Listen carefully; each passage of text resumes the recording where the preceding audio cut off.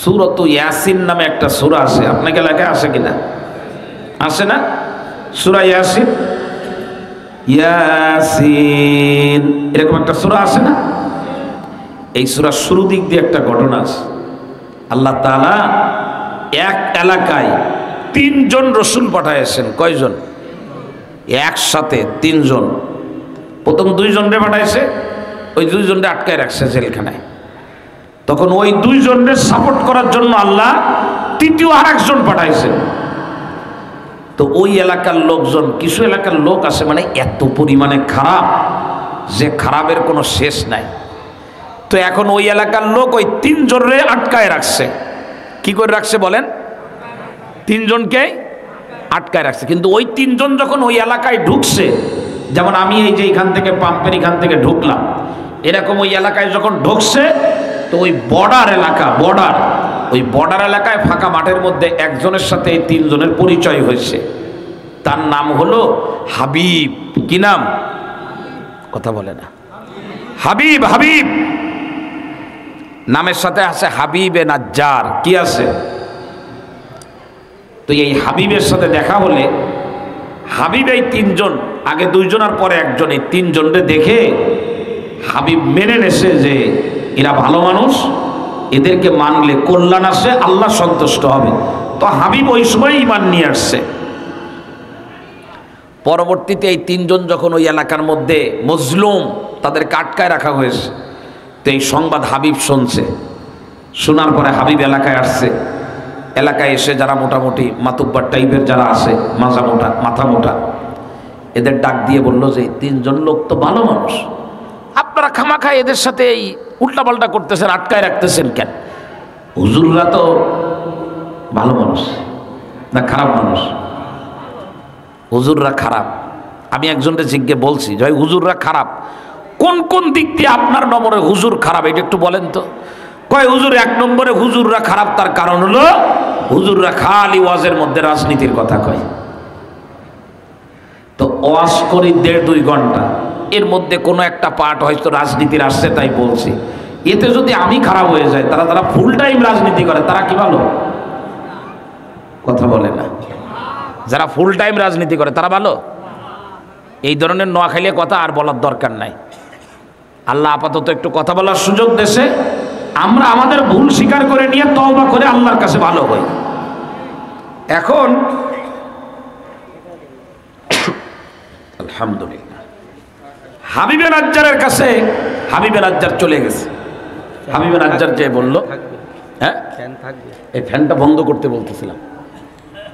হাবিবে নাজ্জার, লাইন কেটে গেলে কথার মধ্যে যোগসূত্র থাকবে না, একটু খেয়াল করতে হবে। হাবিবে নাজ্জার যে বলল ইত্তাবিউ, দেখেন দিয়ে আয়াতটা আছে কিনা, ইত্তাবিউ মাল্লা ইয়াসআলুকুম আজরাও ওয়া হুম মুহতাদুন। এটা 22 পারার শেষ আয়াত। এটা হাবিবে নাজ্জার বলল যে এই 3 জনরে অনুসরণ করতে অসুবিধা কোথায়? এরা তো তোমাদের কাছে কোনো টাকা পয়সা চাই নাই, এরা তো টাকা পয়সা চাই নাই।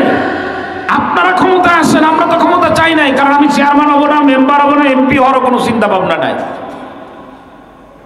কোনো চিন্তা নাই। আপনি চেয়ারম্যান থাকেন, আপনি মেম্বার থাকেন, আপনি এমপি থাকেন, এটা তো আমরা 20-30 বছর ধরে বলতেছি। কিন্তু আমাদের দাবি ছিল যে আপনি চেয়ারে বসে ইসলামের বিরোধিতা করবেন না, আপনি জনগণের উপরে জুলুম করবেন না, আপনি রাষ্ট্র বিরোধী কোনো কর্মকাণ্ডের সঙ্গে জড়িত হবেন না। আপনারা আমাদের কথা শোনেন নাই, বরং আমরা এই কথা বলেছি, আমাদের কণ্ঠকে রোধ করার চেষ্টা করেছেন। এখন সব ইতিকাফে পড়ছে। আল্লাহ জানে কোন রমজানে ইতিকাফ শেষ হবে। বোঝার চেষ্টা করতে হবে। আমরা তো চেয়ারম্যান হব না। আপনি চেয়ারম্যানের মধ্যে যে সম্মান আছে তার থেকে কম সম্মান আমার এখন আছে? এতগুলো মানুষ আপনারা বসা, আপনারা কি কেউ আমার দিকে পিঠ দিয়ে বসছেন? কোনো পুলিশ আছে এখানে? কোনো আর্মি আছে? আমি কি ওয়াজের শেষে আপনাদের কোনো পেমেন্ট দেব? কারোর বাড়ি গাড়ি পাঠাইছিলাম আপনাদের আনার জন্য? তো রাত হয়েছে, আপনারা আমার কথা শুনতেছেন। এর থেকে সম্মান কোন চেয়ারম্যান, কোন মেম্বার, কোন এমপি, কোন মন্ত্রী আমার দিতে পারে? আমি তো মসজিদের ইমাম, পৃথিবীর শ্রেষ্ঠ চাকরি আমি করি, পৃথিবীর শ্রেষ্ঠ চাকরি। দায়িত্ব পালন করি। এর থেকে বড় সম্মানের আর কোনো কাজ হতে পারে না। আমি যখন রুকুই যাই, আমার মসজিদে 3000 লোক দাঁড়াতে পারে, একটা লোকও দাঁড়ায় থাকে না। আমি রুকুই গেলে সব রুকুই চলে যায়। আমি যত সময় রুকু থেকে মাথা না উঠায়, আমার পিছনে টাকাওয়ালা মানুষ, প্রভাবশালী মানুষ, রাজনীতিবিদ, এমনকি মহামান্য রাষ্ট্রপতি পর্যন্ত মাথা সোজা করে দাঁড়াইতে পারে না। রাষ্ট্রপতি আমাকে অনুসরণ করে, আমি রাষ্ট্রপতিকে অনুসরণ করি না। তো আমি তো সর্বোচ্চ সম্মানের জায়গায় আছি।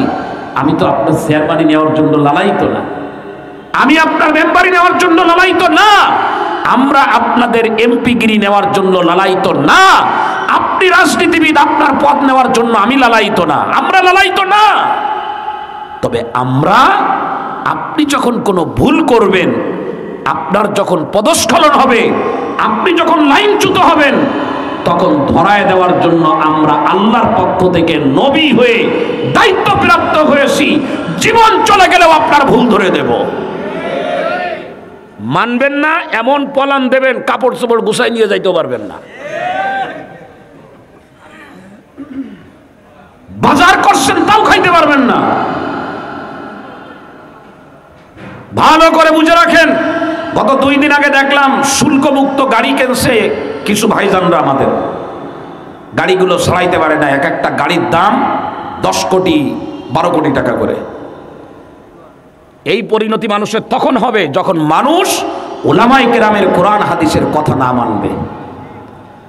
আপনি একটা জিনিস মনে রাখবেন, কতরুন আলা কতরিন ইজা তাফাকাত নাহারুন ওয়া নাহারুন আলা নাহারিন ইজা জাতামাত বাহারুন। এক একটা ফুটা পানি ছাদ থেকে নিচে পড়ে, এক ফুটা পানি পড়তে পড়তে একটা গর্ত হয়ে যায়, গর্তর সাথে গর্ত মিললে একটা খাল হয়ে যায়, খালের সঙ্গে খাল মিললে একটা নদী হয়ে যায়, নদীর সঙ্গে নদী মিললে একটা সাগর হয়ে যায়। এ কথা কবি অনেক আগেই আমাদের বুঝাইয়া দিয়েছেন। আপনি মনে করতেছেন গাঁজা খাইছেন কিছু হয় নাই, ফেন্সিডিল খাইছেন কিছু হয় নাই, রোডের টাকা খাইছেন কিচ্ছু হয় নাই, ইসলামের বিরুদ্ধে চক্রান্ত করেছেন কিচ্ছু হয় নাই। এ কথা কোনোদিন মনে করবেন না। আপনার ভিতরে কালো দাগ পড়তেছে। 16 আনা পুড়ে গেলে,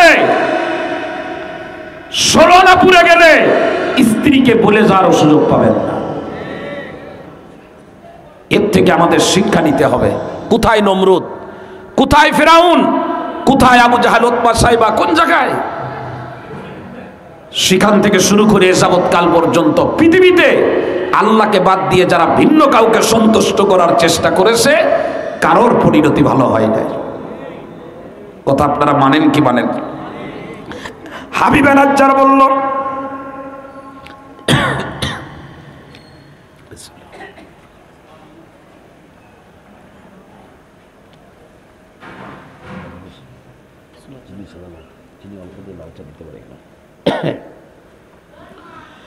হাবিবে নাজ্জার বলল,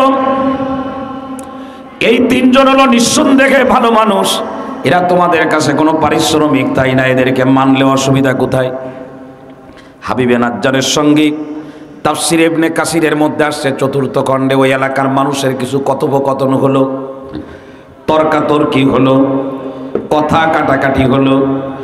এলাকার মানুষ প্রশ্ন করলো, হাবিবে নাজ্জার তুমি কি এই 3 জনকে মেনে নিয়েছো নাকি? হাবিবে নাজ্জার তখন একটু সিস্টেম করে জবাব দিয়ে বলল, ওয়ামা লিয়ালা আবুদুল্লাযী ফাতারানি ওয়া ইলাইহি তুরজাউন। কেন আমি ওই রবকে মানব না? কি হয়েছে আমার? যে রব আমারে সৃষ্টি করেছেন, মৃত্যুর পরে যার কাছে আমার ফিরে যেতে হবে, তাকে আমি কেন মানব না? তার মানে বুঝায় দিল আমি অবশ্যই সেই আল্লাহকে মেনে নিয়েছি। হাবিবে নাজ্জার যখন ঘোষণা দিয়ে দিল, হ্যাঁ আমি আল্লাহকে মেনেছি, ওই এলাকার মানুষ তখন হাবিবে নাজ্জারকে মারা শুরু করলো। তাফসীর ইবনে কাসিরের মধ্যে আসছে, হাবিবে নাজ্জারকে ওরা হাত দিয়ে মারে নাই, সংঘবদ্ধভাবে পা দিয়ে লাথনো শুরু করে দিল।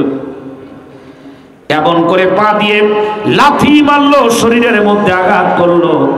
তাফসীর ইবনে কাসিরের মধ্যে আসছে সেই নির্মমতা। কত আগের কথা, তাফসীর ইবনে কাসিরের মধ্যে আসছে এই জামানাতেও কিছু হিংস্র মানুষ দেখছি যারা মানুষকে পা দিয়ে লাথয়ে লাথয়ে আর হাতের চাপাতি দিয়ে কুপায়ে কুপায়ে একদম নির্মমভাবে দুনিয়া থেকে বিদায় করে দেয়। প্রিয় ভাইরা আমার, হাবিবে নাজ্জারকে পা দিয়ে এমন ভাবে চাপ দিল, তাফসীর ইবনে কাসিরের মধ্যে আসছে হাবিবে নাজ্জারের পেটের ভিতরে যত নাড়ি ভুঁড়ি ছিল সব নাড়ি ভুঁড়িগুলো পিছনের রাস্তা দিয়ে বের হয়ে গেল। কি নির্মমতা! হাবিবে নাজ্জারের মৃত্যু হয়ে গেল। ফকিরহাটের মুসলমানেরা হাবিবে নাজ্জার আল্লাহর জন্য মার খাইলো, আল্লাহর জন্য মরল, লস হয়ে গেছে বলে, অকাল মৃত্যু হয়েছে, বড় লস হয়ে গেল। বলে না না না, হাবিবে নাজ্জার যখন মারা গেল আমার আল্লাহ পাক সঙ্গে সঙ্গে হাবিবে নাজ্জারকে বললেন, কিলা দুখুলিল জান্নাহ। ওগো হাবিবে নাজ্জার, তুমি আমাকে সন্তুষ্ট করার কারণে, আমার পক্ষে আসার কারণে তোমারে মারা হয়েছে। তুমি মারা গেছো, তোমার লস হয় নাই, তুমি এখনই মৃত্যুবরণ করেছো। আমি তোমাকে বলে দিলাম কিলা দুখুলিল জান্নাহ, তারে বলা হলো তুমি এখনই জান্নাতে প্রবেশ করো। হাবিবে নাজ্জার জান্নাতের পরিবেশ পেয়ে গেছে। বলবেন হুজুর জান্নাত জাহান্নাম তো কিয়ামতের হিসাবের পরে। বলে না রে মামু না, মানুষ যখন ভালো হয়, যেই মারা যায় জান্নাতের ম্যানেজমেন্ট, জান্নাতের আয়োজন তার চোখের সামনে স্পষ্ট হয়ে যায়, তখন সেকেই ভোগ করা শুরু করে দেয়।